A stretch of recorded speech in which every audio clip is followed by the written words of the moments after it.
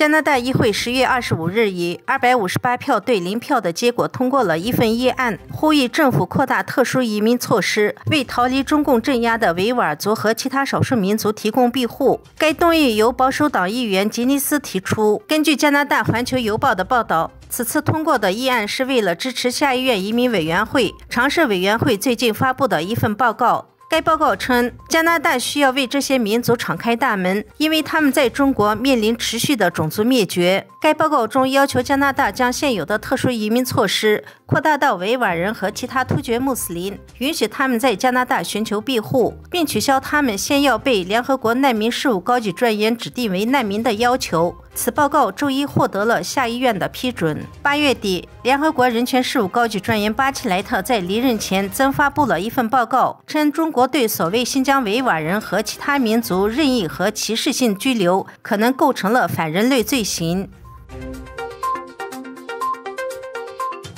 中共20大结束后，西藏拉萨爆发了大规模的抗议活动。根据海外自由亚洲电台报道，10月26日晚间，拉萨市有部分藏族居民走上街头，抗议强制中共病毒疫情封锁。大批警察到场维稳，当地居民因中共病毒疫情被封锁了2个半月，许多居民聚集在一起抗议，并与身穿白色防护服的警察对峙。报道引述2位来自西藏的消息人士的话说，由于大量人员聚集抗议，有可能与警察发生暴力冲突，并可能导致枪击等危险情况。民众抗议的主要原因是因为他们不被允许购买食物和生活必需品。还有人说，拉萨人都站起来了，新疆什么时候能够有人站出来？截止发稿时，警方与民众尚未发生重大冲突，但是如果不放松疫情封控，一些藏人威胁要自焚。10月23日，中共20大结束后，中共官员向西藏日报表示将放宽封锁规定，但当地居民认为这不是真的，藏人仍然被强行带走进行隔离。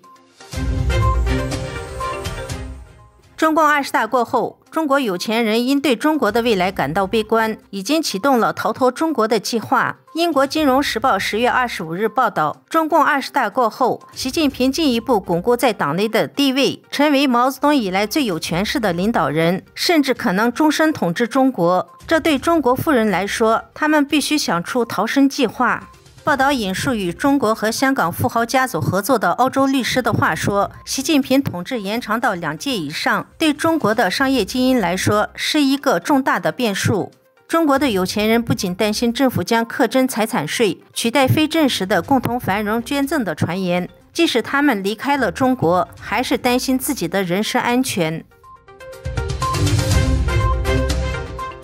中国的房地产市场持续低迷，为扭转局势，今年以来至少有20多个地方政府推出了相关政策，鼓励农民进城购房，以缓解库存压力。近期，中国多个城市接连发布通知，鼓励农民进城买房，都要求开发商为农民提供城区买房的减免优惠。另外，政府还将参照缴纳契税的额度给予全额补贴。有的省市用城区人口同等待遇的政策吸引农民购房，农民可以享受户口迁移、子女就近入学或转学、养老保险、医疗保险等。还有些地方政府将购房补贴范围扩展到了农民工群体。实际上，推动农民进城购房并不是这次房市调控的新产物。早在2015年，中共中央政治局的会议上就曾提出，要透过加快农民工市民化，扩大有效需求，化解房地产库存，稳定房地产市场。